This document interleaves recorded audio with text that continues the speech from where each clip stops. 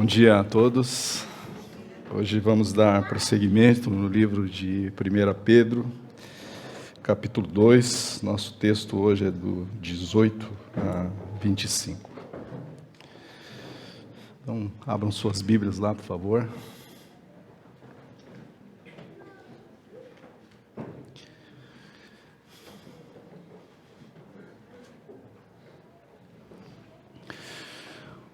Pouco antes de eu me aposentar, isso há uns 15 anos atrás,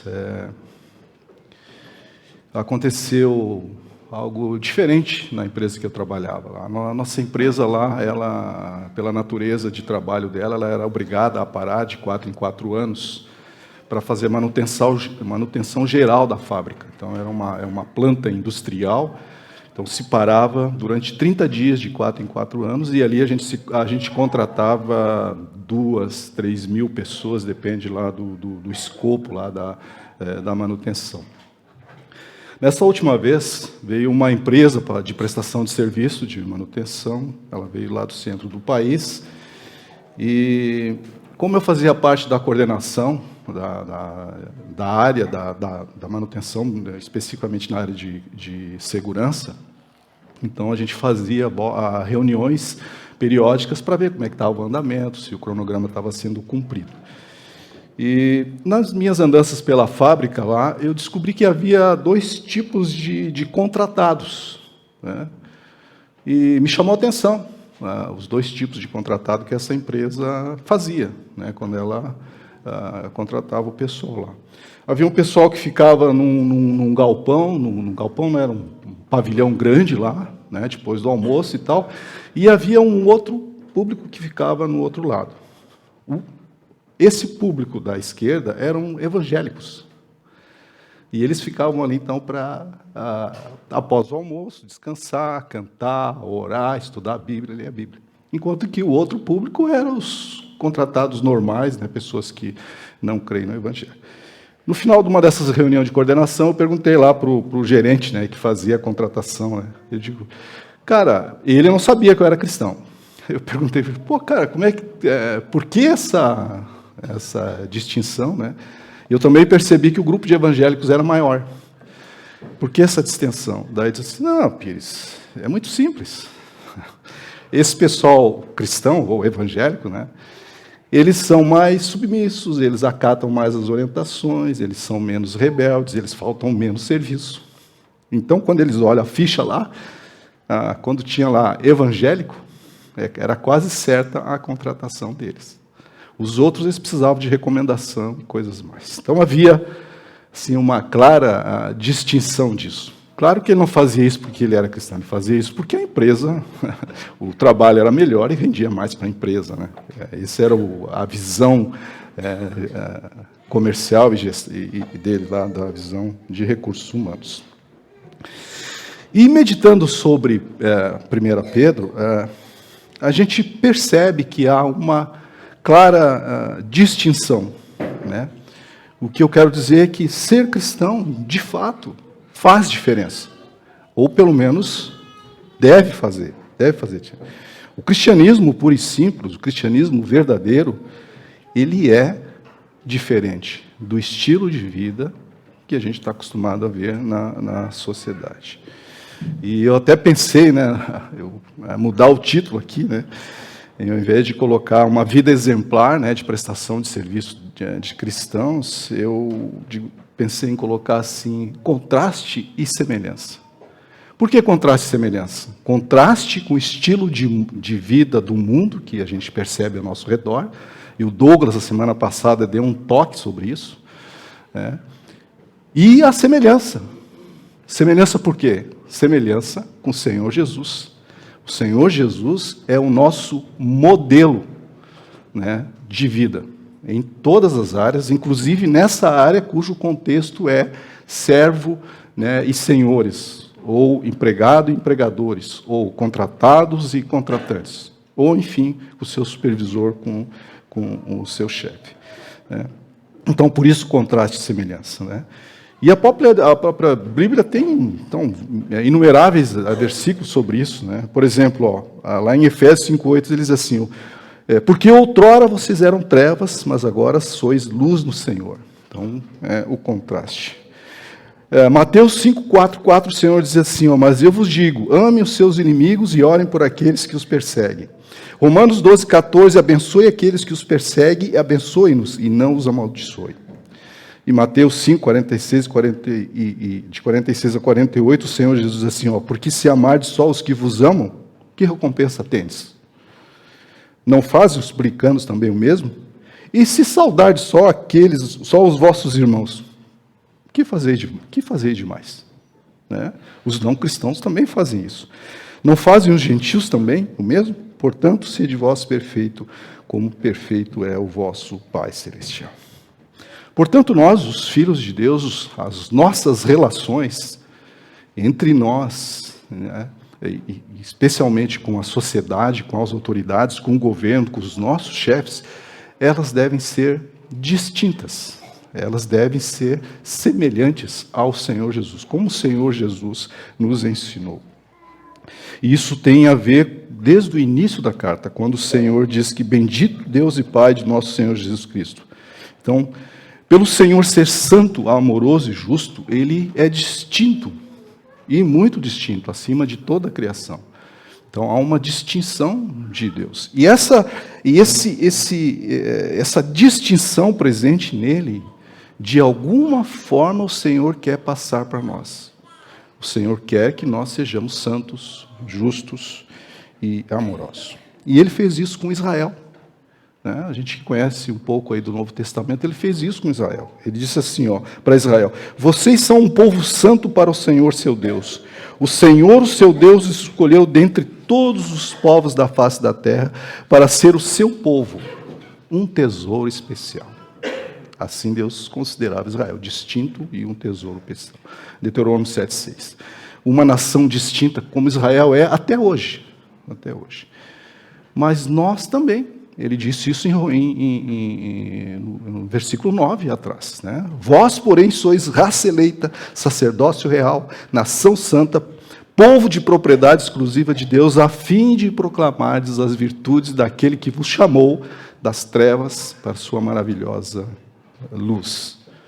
E Ele quer nos fazer distintos também nesse sentido, de santidade, de amor e de justiça. Um cristianismo que não faz diferença visível também, simplesmente não mostra a Deus, simplesmente não glorifica a Deus, e não está dentro da vontade de Deus. Não está dentro da vontade de Deus, e dá para se pensar, será que é cristianismo mesmo? Ou é falso? Então, o texto de hoje, a gente vai focar mais sobre servos e senhores, e que tem a ver já com o que a gente estudou até aqui. Né? Por quê? Porque lá no início, no versículo 2, nós fomos eleitos para a obediência. No versículo 3, nós fomos regenerados por Deus, pelo Espírito de Deus, para que a gente viva uma esperança. E aqui nesse texto de hoje, que a gente vai ler em seguida, ele aborda mais uma situação difícil que a gente pode encontrar, a gente pode se defrontar logo ali na frente. Como os nossos irmãos na época de Pedro sofreram e encontraram essa situação difícil, essa situação de hostilidade, e Pedro então os orienta como eles devem se comportar, reagir diante das injustiças e diante dos maltratos. Então, um cristianismo verdadeiro, como é que ele se comporta quando nós nos depararmos com a hostilidade, com os maltratos, com as injúrias, especialmente no caso aqui, diante do nosso empregador, ou do nosso supervisor, ou do nosso chefe, né, que é para onde Pedro aqui, então, dá a instrução. Então, vamos ler o texto, e aí orarmos, para a gente entender. Então, eu queria que vocês olhassem o texto com 3 olhares. O primeiro é o mandamento, que o Senhor está pedindo. O segundo é a causa desse mandamento, por que Ele está dando esse mandamento. E o restante do texto olha assim as motivações, as razões pelas quais nós devemos nos sujeitar aos nossos empregadores, né? Ou aos nossos contratantes, né? Ou entre nós mesmos, né? Entre nós mesmos. Vamos ler o texto então, de novo. 1 Pedro 18. Diz assim o texto então: servos, sede submissos com todo o amor ao vosso Senhor, não somente se for bom e cordato, mas também ao perverso, porque isso é grato que alguém suporte tristezas, sofrendo injustamente por motivo de sua consciência para com Deus. Pois que glória há, se pecando e sendo esbofeteados por isso, os suportais com paciência. Se, entretanto, quando praticais o bem, sois igualmente afligidos, suportais com paciência, isso é grato a Deus. Porquanto para isto mesmo fostes chamados, pois que também Cristo sofreu em nosso lugar, deixando-vos o exemplo para seguirdes os seus passos, o qual não cometeu pecado, nem dolo algum se achou na sua boca, pois ele, quando ultrajado, não revidava com ultraje, quando maltratado, não fazia ameaças, mas entregava-se àquele que julga retamente, carregando ele mesmo sobre o seu corpo, sobre o madeiro, os nossos pecados, para que nós, mortos para os pecados, vivamos para a justiça. Por suas chagas fostes sarados, porque estáveis desgarrados como ovelhas. Agora, porém, vos convertestes ao pastor e bispo de vossa alma. Vamos orar, então. Senhor nosso Deus, nosso justo Deus, fiel, nosso Pai celestial, a quem é devido sempre a honra, a glória e o louvor, pois Tu és o soberano sobre tudo e sobre todos, sobre todos nós e sobre todas as circunstâncias em que nós nos encontramos. E sabemos que o Senhor é bom e justo, e que o Senhor quer glorificar o Teu nome através de nós, e nos dá o privilégio de sermos usados para isso. Por isso, Pai, agora olhando para esse texto, para a Tua palavra, Senhor, pedimos a Ti que o Teu Espírito nos guie nessa verdade, que essa verdade, Senhor, implantada em nós, seja frutífera, Senhor, como frutos de justiça, para a Tua honra e para a Tua glória, e certamente, Senhor, para a nossa alegria. Pedimos então, Pai, que seja conosco. Oramos assim no nome daquele que é o Senhor da glória, aquele que levou sobre si os nossos pecados na cruz, o Senhor Jesus. Amém, Senhor. Amém. Minha proposição hoje para nós é reforçar aquilo que provavelmente nós já sabemos e também argumentar, dar razões, dar motivos para fazermos isso.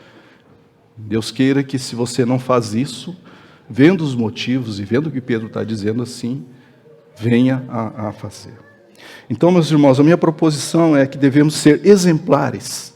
Não importa para quem prestamos serviço, se mal ou bom, se justo ou injusto, fazer isso por amor ao Senhor, pela consciência de Deus, motivados pelo exemplo do nosso Senhor e Salvador, Cristo Jesus, para a glória dele, que nos chamou das trevas para a sua maravilhosa luz. Quero dizer de outra maneira que devemos ser respeitosos, pacientes, bondosos, justos, confiando no Senhor e na sua instrução, lembrando que Ele é quem nos recompensa no nosso serviço, na nossa prestação de serviço. E Ele é justo, mesmo que para isso você sofra. De outra maneira, ainda devemos ser submissos, sujeitos aos nossos gestores, empregadores, ou seja, nós não devemos ser desafiadores, rebeldes, insolentes, mas com um espírito de mansidão, submissão, sujeição, mesmo quando nós estivermos diante da hostilidade, dos maus tratos ou da injúria. Então, o nosso texto de hoje, por uma melhor compreensão e uma melhor assimilação, eu queria dividir em 3 partes. A primeira parte é o mandamento em si, para a gente dar uma olhada nesse mandamento, no contexto que foi dado esse mandamento. A segunda parte é a causa, A causa que Pedro menciona para que aqueles irmãos nossos lá na Ásia fossem submissos aos seus senhores, né, fossem sujeitos. E a terceira parte, então, as motivações, né, as motivações para as quais eles deviam olhar.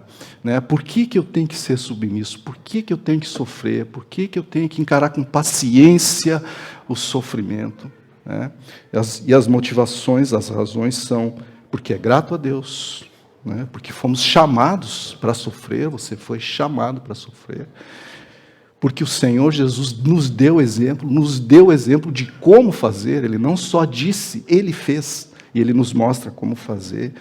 E a razão principal é que Ele é o nosso pastor, Ele é o nosso cuidador, Ele é o nosso pastor redentor, cuidador, porque nós andávamos como ovelha desgarrada, e Ele não querendo mais que isso acontecesse, então Ele nos assumiu, nos comprou com sangue precioso, nos deu uma fé muito mais valiosa do que o ouro depurado, como está lá no início.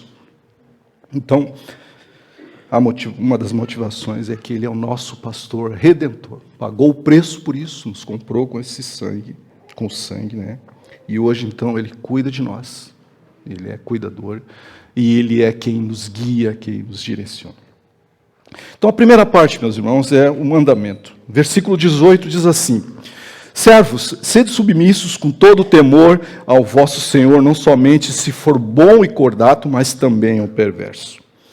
Num versículo paralelo, ou numa passagem paralela em Efésios 6, capítulo 6, versículo 5 a 8, ele diz assim, quanto a vós outros servos, obedecei o vosso Senhor segundo a carne, com temor e tremor, na sinceridade do vosso coração, como a Cristo, não servindo à vista, como para agradar a homens, mas como servos de Cristo, fazendo de coração a vontade de Deus, servindo de boa vontade como ao Senhor, e não como a homens, certos de que cada um, se fizer a coisa boa ou a coisa certa, receberá isso outra vez do Senhor, quer seja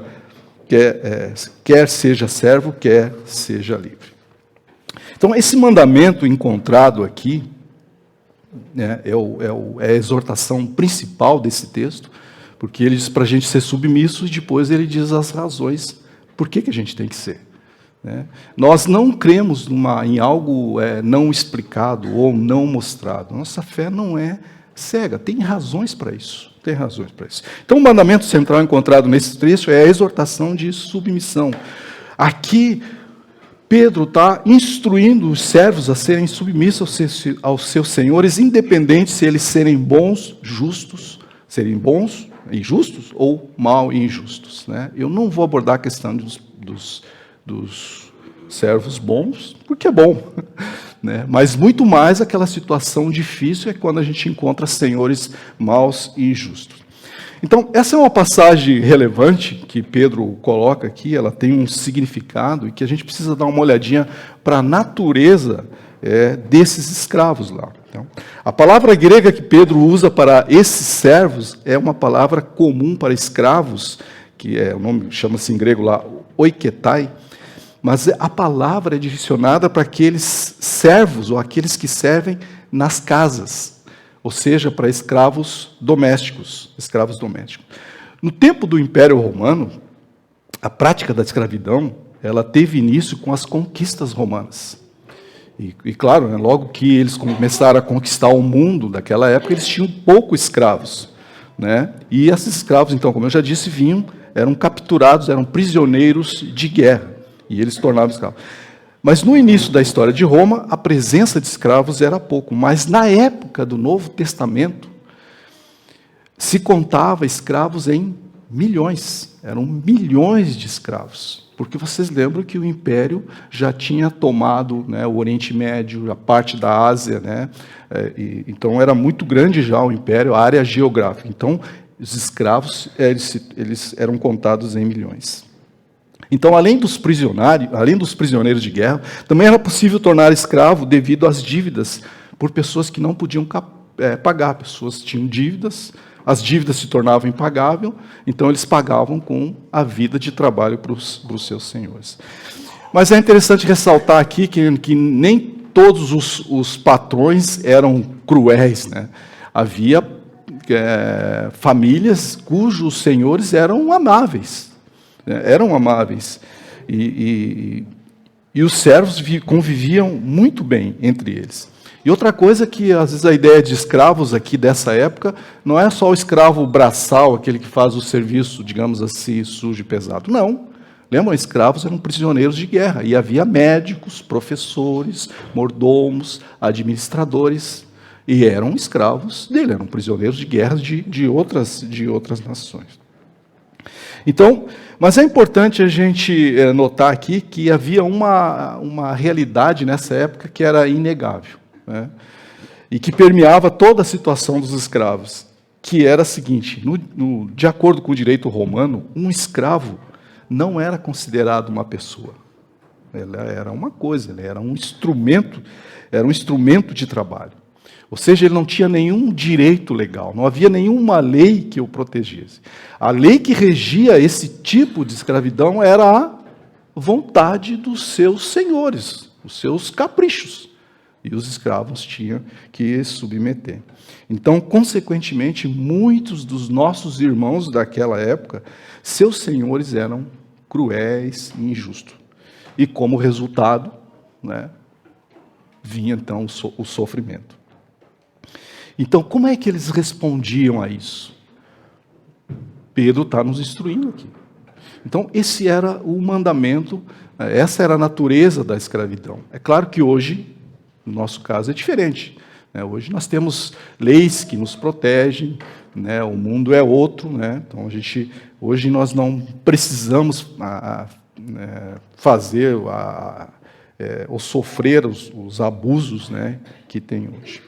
Mas como eles respondiam na época? Qual era a instrução que Pedro? Então a gente tem que pegar daqui o quê? O princípio que está por trás dessa resposta, né? De que eles respondiam essa hostilidade ou essa crueldade.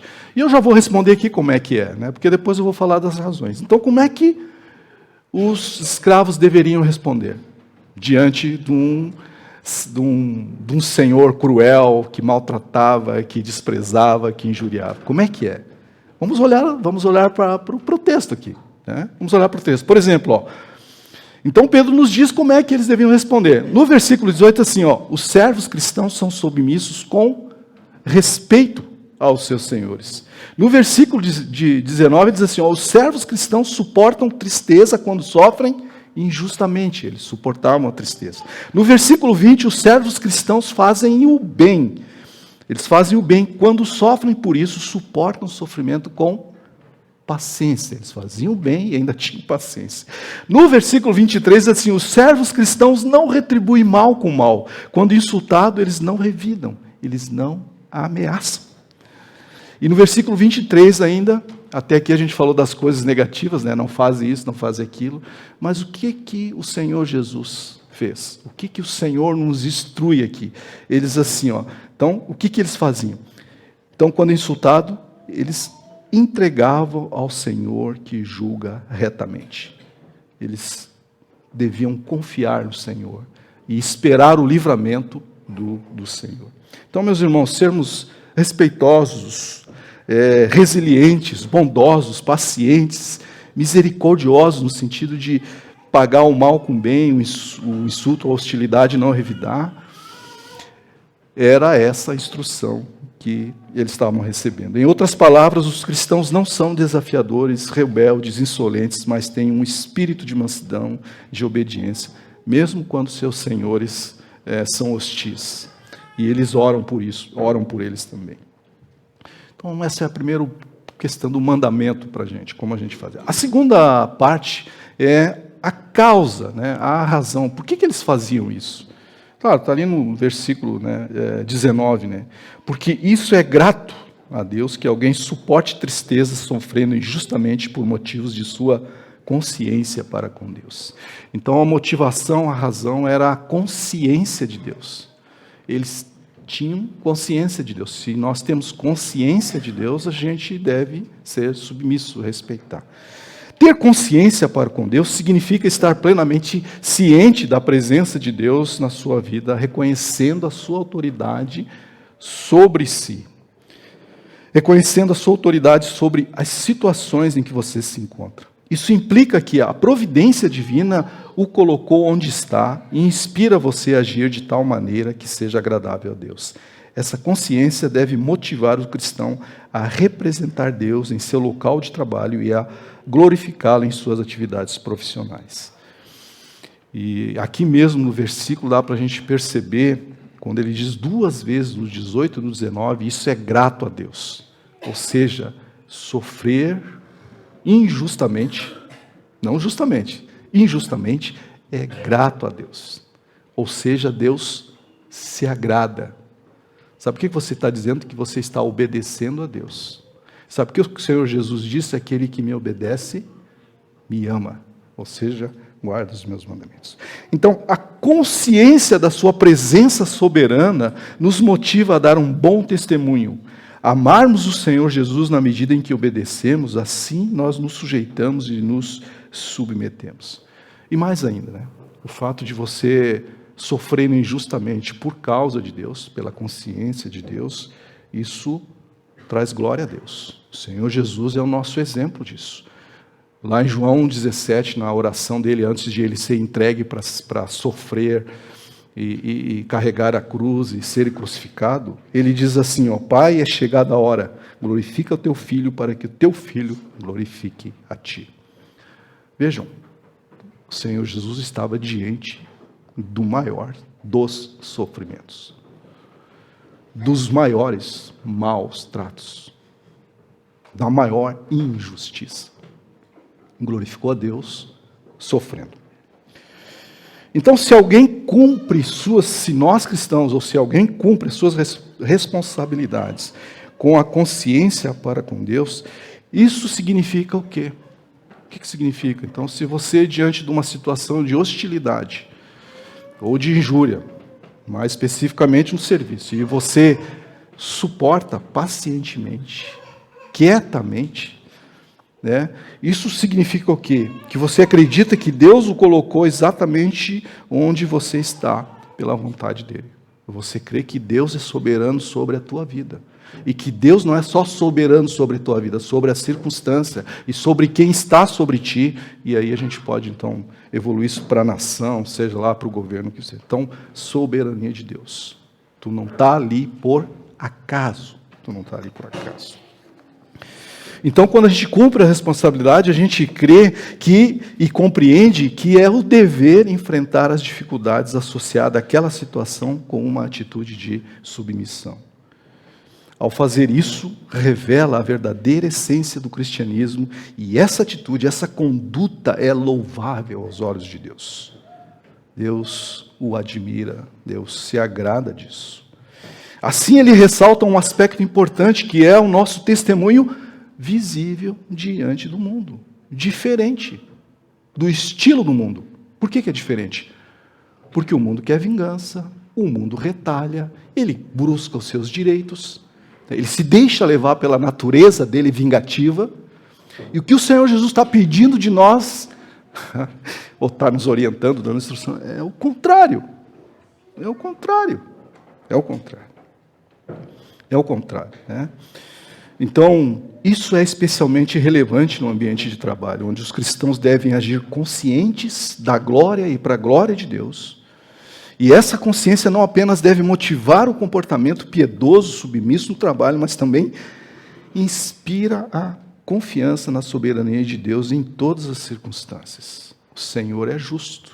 Lembra? O Senhor tem cuidado de nós. E isso é distintivo. E isso vai fazer diferença. E isso vai glorificar a Deus. Isso vai glorificar a Deus. Então, primeira parte eu falei do mandamento, a segunda parte falei aqui da causa, da consciência de Deus, né? De você estar consciente de que os olhos do Senhor repousam sobre nós. No capítulo 3, versículo 18, Pedro está dizendo isso, né? O Senhor, seus olhos estão sobre nós.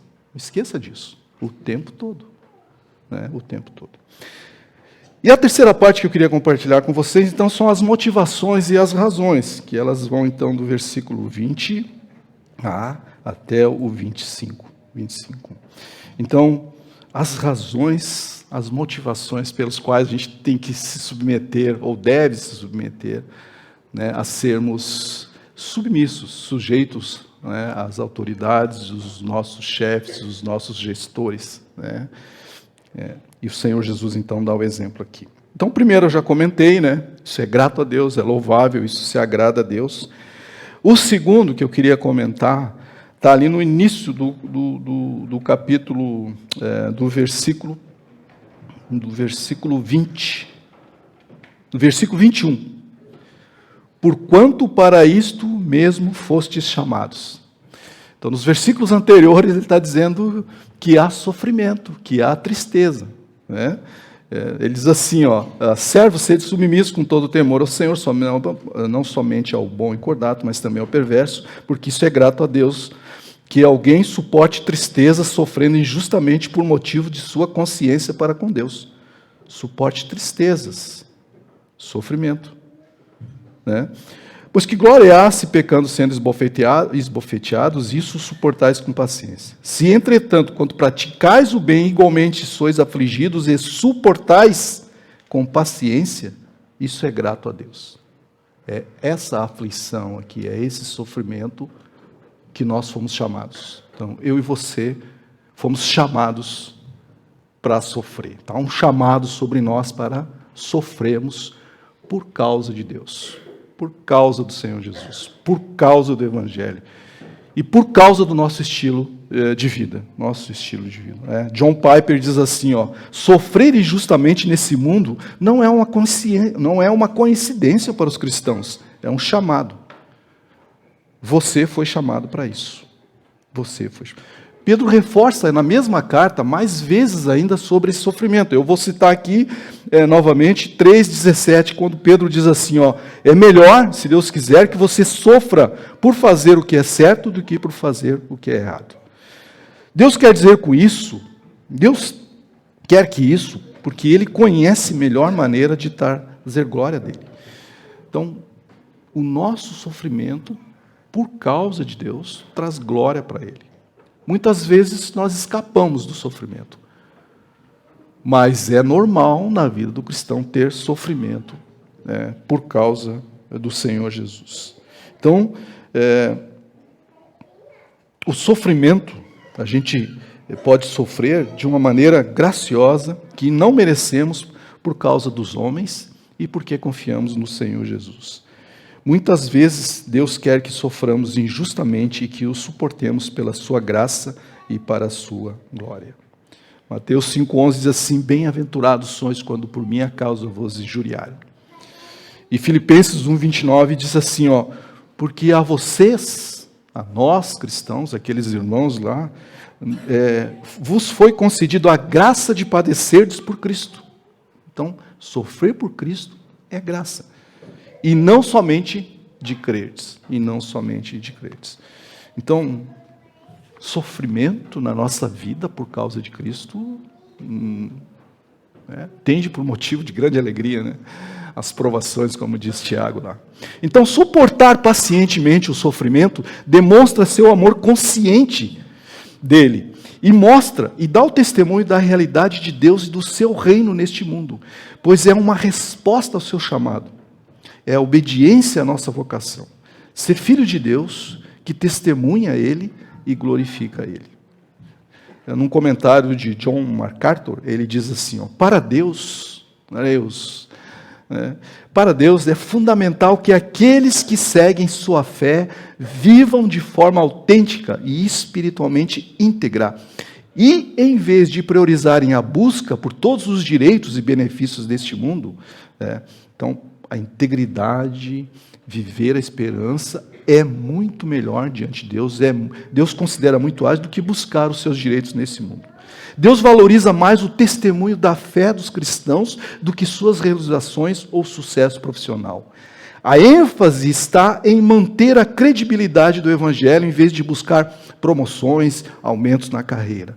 Em última análise, o que importa mais para Deus é que os cristãos demonstrem sua submissão à sua autoridade em todas as áreas da vida, em vez de protestarem constantemente contra dificuldades no ambiente de trabalho. Então essa é uma das motivações. Então é grato a Deus, se submeter mesmo que, né, a gente seja injuriado. Fomos chamados para sofrer. E o terceiro é o exemplo do Senhor Jesus. O exemplo do qual nós tiramos aquela resposta lá quando eu falei do mandamento. Então, aquelas respostas lá veio do exemplo do Senhor Jesus. Então, devemos nos submeter aos nossos senhores, aos nossos chefes, aos nossos empregadores, porque esse é o modelo, é o padrão estabelecido na Bíblia, estabelecido pelo Senhor. E o Senhor não só disse que devemos agir assim, mas Ele mesmo agiu dessa forma. Por isso é o modelo, né? A ideia de seguir os seus passos ali é a ideia. Um dos comentaristas disse que na época, para ensinar as crianças das judias lá a escrever, você fazia o molde e aí tu riscava em cima daquele molde, né? Essa é a ideia de seguir as pecadas de Jesus. Ou a outra é aquela ideia da praia mesmo, né? O pai pisa e depois pede para o filho pisar em cima dos pés do pai, né? Contrastando ali a diferença de tamanho, mas a ideia é essa de seguir os passos, né? Então, Cristo é nosso exemplo e devemos seguir os seus passos. Cristo também sofreu por vós, deixando-vos exemplo para seguirdes os seus passos. Como já mencionado, os cristãos são frequentemente chamados a enfrentar perseguição e sofrimento, seja em seus locais de trabalho ou em qualquer outra área da vida. Em todas as formas de aflição, eles devem tomar Cristo como modelo, como exemplo a seguir. Para Cristo, o caminho para a glória envolveu sofrimento. E o mesmo princípio se aplica para nós. O caminho do Senhor Jesus para a glória, para receber a glória, para estar onde Ele está, passou por sofrimento. Nós não somos maiores que o Senhor Jesus. Então, o princípio é o mesmo, haverá sofrimento. Então, portanto, a atitude que Cristo demonstrou na sua morte na cruz serve como exemplo para os cristãos de como responder à perseguição injusta ou à injustiça.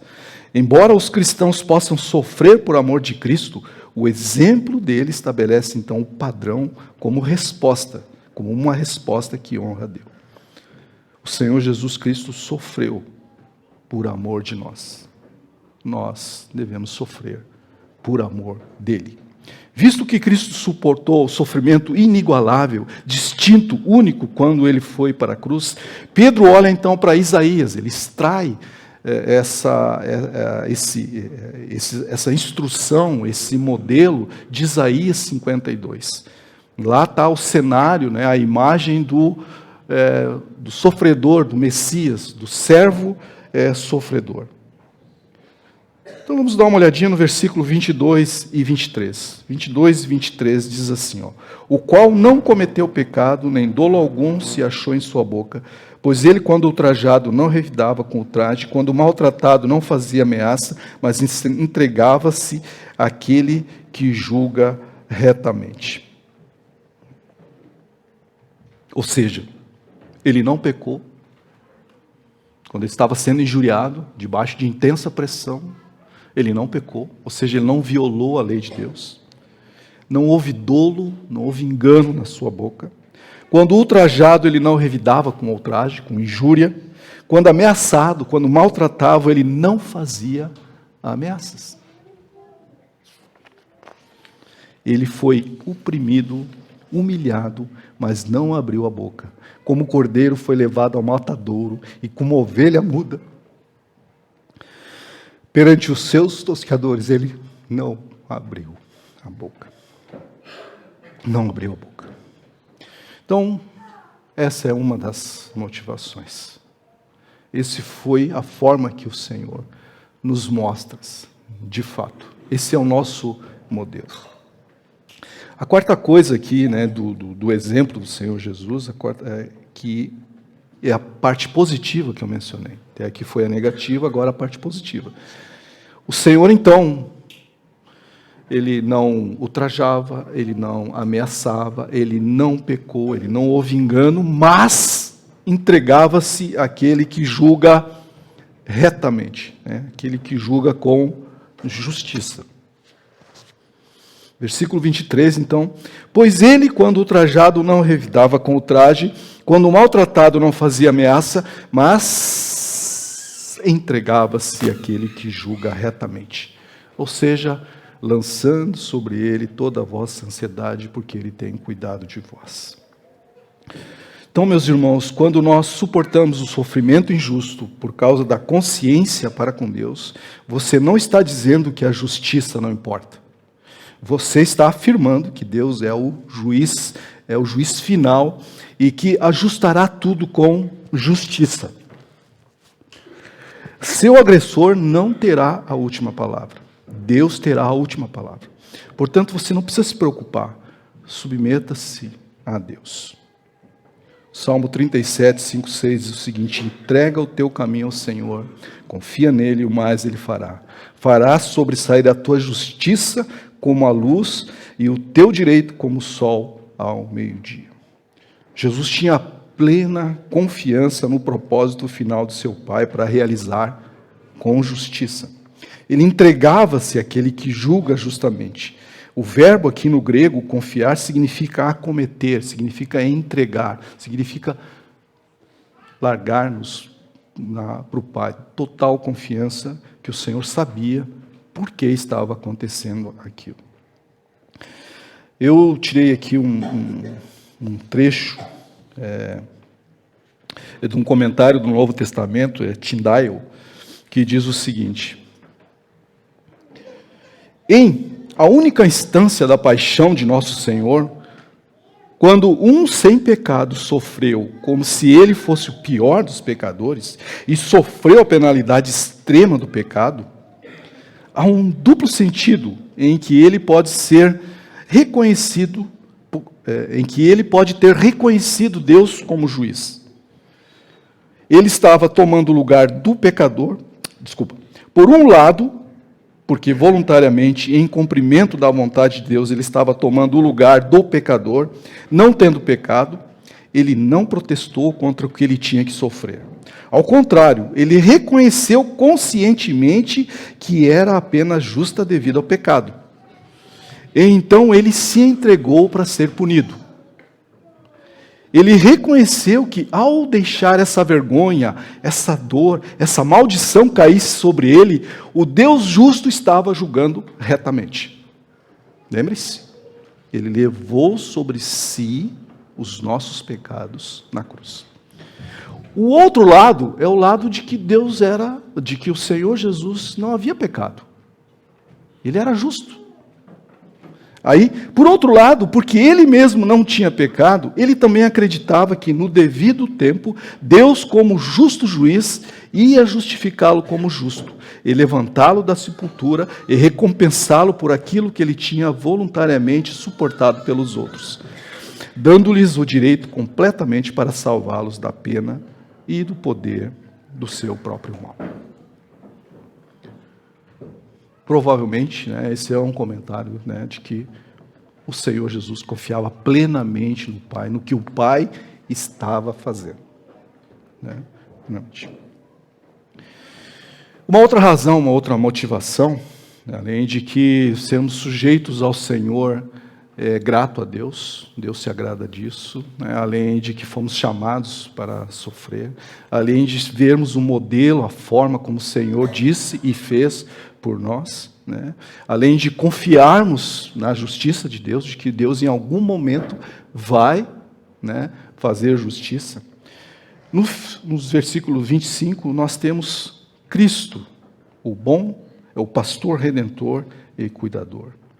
Aqui nós temos o grande custo da nossa salvação, mas num aspecto de redenção, de expiação e num aspecto de cuidado. Carregando Ele mesmo em seu corpo, sobre o madeiro, os nossos pecados, para que nós, mortos para os pecados, vivamos para a justiça, por suas chagas fostes sarado. Paulo coloca uma ênfase e até uma suprema importância na expiação substantiva, ou substitutiva da redenção. Pedro lá no versículo 13, capítulo 3, versículo 3, assim, pois também Cristo morreu uma única vez pelos pecados, o justo pelo injusto, para conduzir-vos a Deus, morto sim na carne, mas vivificado no Espírito. A redenção substitutiva significa que Cristo pagou um preço que não poderemos pagar. Pagando o preço, nos justificando, ele remove a penalidade que pesava sobre nós. Nesse caso, a causa era o pecado, e Cristo removeu a causa para nós. Nós não poderíamos lidar com o pecado se Cristo não morresse, não derramasse o seu sangue, se não levasse sobre si o seu pecado. Mas ele podia lidar com o pecado, e ele o fez. E fê-lo de tal forma que é contado para nós, que é imputado a nós. A propiação nos aponta para a remoção da ira divina. E Cristo fez isso ao levar a ira por nós. Foi o nosso pecado que o chamou até nós, até a terra, para baixo. Havia um preço a ser pago e ele pagou. Houve uma vitória a ser conquistada, ele venceu. Houve uma grande penalidade a suportar, ele a levou. E houve um julgamento a ser enfrentado e ele enfrentou. Então, quando Cristo morreu, ele morreu para que os cristãos pudessem morrer para o pecado e viver para a justiça. Paulo diz semelhantemente isso lá em Romanos 6. Ora, se já morremos com Cristo, cremos que também com ele viveremos. Sabedores de que, havendo Cristo ressuscitado dentre os mortos, já não morre. A morte já não tem domínio sobre ele. Pois quanto a ter morrido de uma vez para sempre, morreu para o pecado. Mas quanto ao viver, vive para Deus. Assim também vós, considerai-vos mortos para o pecado, mas vivos para Deus em Cristo Jesus. O que ele está querendo dizer é que havia uma dívida impagável, tinha uma lista lá de pecados que nós não poderíamos pagar, né? E então, registrado lá, e o que o Senhor Jesus fez? O Senhor pegou esses pecados, dessa acusação que nos apontava, que nos dirigia para o inferno, e pregou na cruz. Colossenses 2, Colossenses 2, 12 a 14. Jesus pagou integralmente a nossa dívida para com Deus. Isso significa que de uma perspectiva espiritual, todos os cristãos foram libertados da penalidade do pecado. Além disso, eles foram libertados do poder dominador do pecado. E agora têm capacidade de viver de acordo com a sua justiça. Por isso que ele fala em levou os pecados sobre a cruz, para que a gente não peque mais e viva para a justiça. Então, quando nos unimos a Cristo em sua morte e na sua ressurreição, isso não apenas muda a nossa posição diante de Deus, mas também transforma a nossa natureza. Não somos mais apenas justificados, somos santificados, transformados de pecadores em pessoas santas, distintas. Agora somos capacitados a lidar com o pecado. Lembram lá de 1 Pedro 1,23? Pois fostes regenerado com semente incorruptível. Que semente é essa incorruptível? O Espírito de Deus. Então hoje o Senhor nos capacita a morrer para o pecado e a viver para a justiça. E é importante ressaltar que tanto Isaías quanto Pedro, quando eles estavam se referindo às feridas de Jesus, pelas suas chagas foram, ele fazia parte do processo da sua execução. Quando a gente menciona feridas ou chagas, estamos falando de maneira geral sobre os sofrimentos, todos os sofrimentos daquele processo que levou à morte do Senhor Jesus, da crucificação. Então, precisamos compreender que essa cura mencionada aqui é uma cura espiritual, ela não é física. Então, nem Isaías, nem Pedro estavam se referindo a uma cura física como resultado desses sofrimentos de Cristo. A cura física para aqueles que creem não é o resultado direto do sacrifício expiatório. Na glória, sim. Lembram? Quando nós recebermos a nossa herança, quando nós formos transformados, o nosso corpo em incorruptibilidade, quando formos eternos, quando é imarcessível, lá, aquelas palavras lá no início de Pedro, é isso, lá a gente não vai ter mais dor, não vai ter mais sofrimento, a gente não vai mais pecar. A gente não vai mais pecar. Então, é importante isso, está lá em Apocalipse 21, 4. Então, Esse é o nosso pastor redentor, né? O aspecto que ele salienta aqui, que ele tira, né? Porque ele levou sobre si os nossos pecados na cruz, madeira cruz, tá?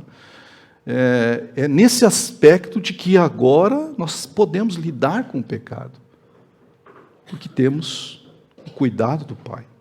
O Senhor nos deu do seu Espírito.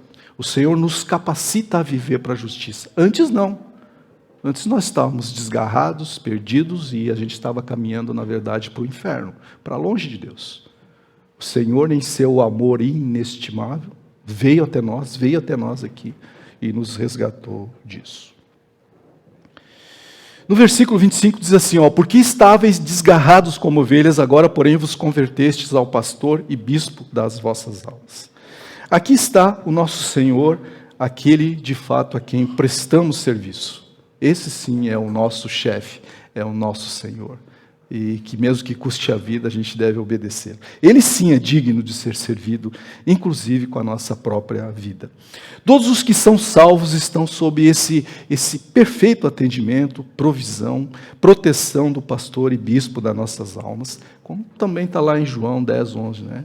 O bom pastor dá a vida pelas suas ovelhas. O título de pastor é apropriado para descrever o Salvador, pois ilustra o seu papel como aquele que cuida, lidera, protege, limpa as ovelhas e restaura o seu povo. Da mesma forma, os cristãos são comparados com uma ovelha, uma analogia que faz sentido, porque as ovelhas são conhecidas por serem desprovidas de sabedoria, crédulas. Às vezes uma ovelha leva as outras a situações perigosas, elas são propensas a ficar sujas, né? E elas não têm defesa natural, elas são facilmente induzidas, né? Facilmente induzidas. Então, o pastor vem exatamente para cuidar das ovelhas, E o termo bispo é um termo que descreve o cuidado de Jesus por seu rebanho, e geralmente traduzido como um supervisor, como um intendente, indicando que ele mantém uma vigilância constante para garantir o bem-estar e a direção do rebanho. A ideia que isso transmite é que Cristo está atento a tudo o que acontece com o seu rebanho, com seus filhos, com a sua igreja.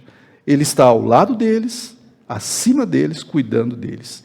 Isso é uma mensagem que deveria não somente nos confortar, mas nos trazer segurança. Deus, o Senhor Jesus, está sobre nós, ao nosso lado e dentro de nós, nos cuidando, nos dirigindo e nos protegendo. Então, meus irmãos, devemos nos sujeitar aos nossos empregadores, aos nossos contratantes, por causa da nossa consciência para com Deus, porque agindo assim agrada a Deus. Jesus deu o seu exemplo de como proceder diante da injustiça, não pecando, não revidando, não ameaçando, mas confiando que o Senhor fará justiça para ti. Espere em Deus e Ele fará justiça. Ele fará justiça. Nosso Pai, além do mais, nosso Pai Celestial é o bom pastor e bispo, que está conosco, nos acompanha, nos cuidando, nos protegendo, nos guiando para o nosso bem e para a nossa glória, para a sua glória, para a glória de Deus. Eu queria trazer então 3 aplicações, né, depois de tudo que a gente ouviu, depois de tudo que a gente, né, viu. Percebeu que essas instruções aqui foram para os servos, aqueles servos que não tinham direito nenhum, né? Então eu queria trazer 3 aplicações. A primeira aplicação tem a ver com o mandamento e com o princípio. Hoje nós não somos servos e escravos como na época de Pedro, né, na época do Império Romano. Hoje nós temos as liberdades legais. Hoje nós temos leis que protegem as relações entre empregados e empregadores, entre trabalhadores. Mas o princípio de sujeitar-se continua. Hoje nós temos a liberdade de, se formos injustiçados e injuriados, pedimos para sair da empresa, né? Ou vamos cortar o contrato aqui e tal. A gente tem esse direito. As leis nos protegem. Mas nós não temos o direito de pecar, de maltratar, né, de revidar, né, e de engano, né? Lembra? Os nossos inimigos nós amamos. Aqueles que nos perseguem, nós oramos. Foi o que o Senhor Jesus fez. Então, esse direito o Senhor não nos dá. Esse direito o Senhor não nos dá. Então, o mandamento é: sujeitai-vos, e até porque esse mandamento está ancorado desde do início desse capítulo lá. Nós já vemos que, na semana passada, já sobre o mandamento às autoridades, de ser sujeito às autoridades. Daqui para frente haverá mais ainda exemplos, né, mais específicos, para quem mais haverá sujeição. Então, a ideia também aqui não é subserviência, né, não é puxar como é que eles dizem, puxar o saco lá do chefe, né, que eu dizia, não é subserviência, né, mas é um amor sincero ao Senhor Jesus. Então, se formos injuriados, maltratados, o modelo, o exemplo do Senhor Jesus é que deve vir à tona. E não temos mais, então, esse direito de revidar as ofensas ou o maltrato da mesma forma que a gente é. Lembremos sempre que o nosso empregador é o Senhor. Sabe, isso foi uma das coisas que me ajudou muito quando eu passei por uma crise de perder o emprego. E aí veio a tristeza, veio o sofrimento. O que eu vou fazer depois? E aí, com outro irmão, né, nós orando a respeito disso e chorando um com o outro, né, a gente percebeu o seguinte: que quem era o dono da empresa não eram os controladores e os acionistas, e nem os nossos diretores. Quem estava acima? Quem estava acima? O soberano, que nós cremos nisso. Nenhum cabelo da nossa cabeça cai sem que ele saiba. Confiamos no Senhor e Ele mudou a nossa situação. Então lembremos disso, né? É o Senhor que é o nosso patrão, é a Ele que devemos honrar. Por sua providência a gente está onde está. A segunda implicação que eu queria trazer à mente é: prepare-se para sofrer. Né? Pode pedir para não sofrer, mas prepare-se para sofrer, porque isso é normal se você quiser viver uma vida piedosa. Lembram de Timóteo? Todo aquele que quiser viver piedosamente sofrerá perseguição. A perseguição aqui não é, de repente, só maltratar, mas você é excluído, eles não te querem em determinadas reuniões. Né? Por quê? Como disse o Douglas, por quê? Porque teu estilo de vida é falar a verdade, é fazer aquilo que é certo. Muitas vezes isso não é conveniente para o patrão, nem para a empresa. Então, e aí a gente se torna distinto, né? E aí nós podemos sofrer, então, o pênalti. Mas lembre-se, eu honro aqueles que me honram. Confie no Senhor, faça como o Senhor Jesus. Então, prepare-se para sofrer. Né? Deus quer isso porque, às vezes, Ele conhece a melhor maneira de trazer glória a Ele. E, às vezes, a gente pode ser escolhido para trazer glória para o Senhor, glorificar o Senhor através do sofrimento. Eu sei de casos, por exemplo, de que a pessoa que teve o comportamento certo, a outra pessoa, o gestor, o empregador, ele acabou o quê? Conhecendo o Senhor Jesus. Foi perguntar por que ele agia daquela forma. Né? Pô, eu te ofendi, o que eu espero? Eu te dou um tapa, o que eu espero? Outro de volta. E aí o cara não deu tapa. Acontece uma vez, duas vezes, você usa o modelo aqui do Senhor Jesus, aí daqui a pouco, bom, o que está acontecendo? Por que tu é assim? Aí, mais adiante Pedro vai dizer, explique a razão por que você é assim. Por causa de Deus, pela consciência de Deus. Lembrem de novo, né? Jesus suportou o sofrimento para a glória de Deus. Pai, é chegada a hora, glorifica teu Filho, para que Ele te glorifique. Então, a primeira aplicação, o mandamento, o princípio de sujeitão. A segunda é prepare-se para O Senhor Jesus não escondeu isso. No mundo passai por aflições. Prepare-se para sofrer por causa dele. Esse sofrimento por causa de Jesus, por causa do seu evangelho, por causa do reino, isso tem um peso eterno de glória. O Senhor valoriza isso. Isso demonstra que nós amamos muito mais ao Senhor do que nós mesmos, certo? Ninguém está afim de sofrer, né? A terceira aplicação que eu queria trazer é 2 princípios para a vida cristã que eu acho que a gente não deve esquecer jamais. Né? Não deve esquecer. O primeiro é a consciência de Deus. O que você faz, por onde você anda, você tem essa consciência de Deus? de que você não é mais daqui, de que você é peregrino, de que tem uma herança eterna guardada nos céus nos esperando, e por isso nós devemos agir dessa forma. Então não se esqueça da soberania de Deus, a tua vida está nas mãos de Deus. Está nas mãos de Deus, com consciência de Deus. Tenha consciência da grandeza, da soberania, que Ele está cuidando e que está acontecendo é o melhor para ti. Faz bem para ti e traz glória para Ele. O Senhor Jesus considerou a glória para o Senhor muito mais que o seu sofrimento. Por isso sofreu do jeito que sofreu e deixou o modelo. Então, 2 princípios da vida cristã. O primeiro é a consciência de Deus. Tenha consciência da soberania de Deus. O segundo é confiança. Confie que Deus vai agir em algum momento. Ele tem cuidado de nós, lançai sobre Ele a vossa, Ele tem cuidado de nós. Ele é o nosso bom pastor. Ele é o nosso bispo das nossas almas. Tá? Então essas são as aplicações para a gente não esquecer. O mandamento, obediência, que significa amor.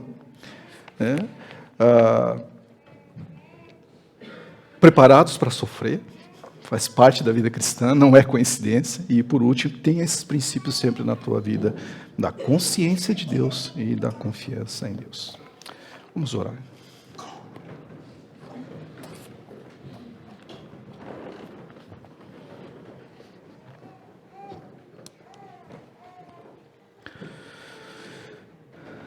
Senhor nosso Deus, nosso justo, amável e adorável Pai Celestial, só Tu és santo, Senhor, só Tu és distinto, e assim porque Tu és santo, Senhor, Tu quer que também nós sejamos santos, distintos, Pai, por amor entre nós uns com os outros, por amor a Ti, mesmo que isso signifique sofrimento. Ajuda-nos, ó Deus, a termos consciência da Tua presença, do Teu cuidado em nossas vidas. Dá-nos mais fé, Senhor. Ajuda-nos a confiarmos ainda mais em Ti, Senhor. Ainda que as circunstâncias, as situações sejam difíceis, tristes, sofríveis, Senhor. Ajuda-nos. E abre os nossos olhos para enxergarmos, Pai, que isso traz glória a Ti, que isso Te agrada, sofrer por Ti. Assim oramos a Ti, no nome precioso daquele que é o nosso bom pastor, redentor e cuidador nosso, o Senhor Jesus. Amém, Senhor.